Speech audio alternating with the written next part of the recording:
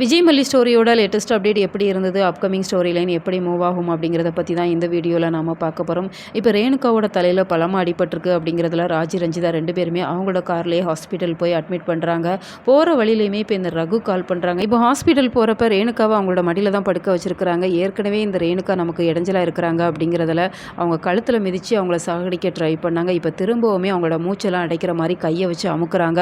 அவங்க மூச்சு விட முடியாமல் சிரமப்படுறாங்க. அந்த சமயத்தில் தான் இப்போ ரகுவுமே கால் பண்ணுறாங்க. இப்போ விஜய் ராஜி 2 பேருக்கு இடையில இருக்கிற பிரச்சனையை அவங்க தெரிஞ்சுக்கிறாங்க. அப்படிங்கிறதால நான் ஒரு லாயர் அப்படிங்கிற மாதிரி இன்ட்ரடியூஸ் ஆகுறாங்க. இந்த பிரச்சனையை நான் முடிச்சு தரேன் அப்படிங்கிற மாதிரி சொல்கிறப்ப இப்போ ரேணுகாவுக்கு அடிபட்டு நான் ஹாஸ்பிட்டல் போயிட்டுருக்கிறேன் அப்படிங்கிற விஷயத்த ரகு கிட்ட சொல்கிறாங்க.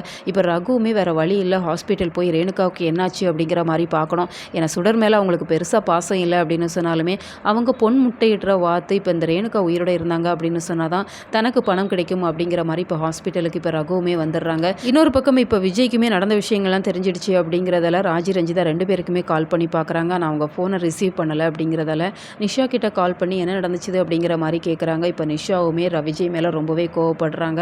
மல்லி மேலே தான் பழி போடுறாங்க அப்படிங்கிறதால இப்போ ஃபோனை கட் பண்ணிடுறாங்க. இப்போ விஜய் நேரே ஹாஸ்பிட்டலுக்கு போகிறாங்க. நடந்த விஷயத்தெல்லாம் பார்த்துட்ருக்குறாங்க.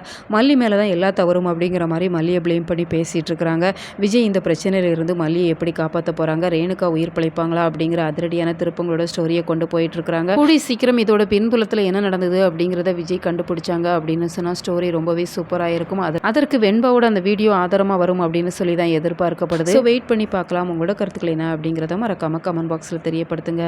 மேலும் இது போன்ற வீடியோக்களுக்கு நம்ம சேனலை சப்ஸ்கிரைப் பண்ணுங்கள்.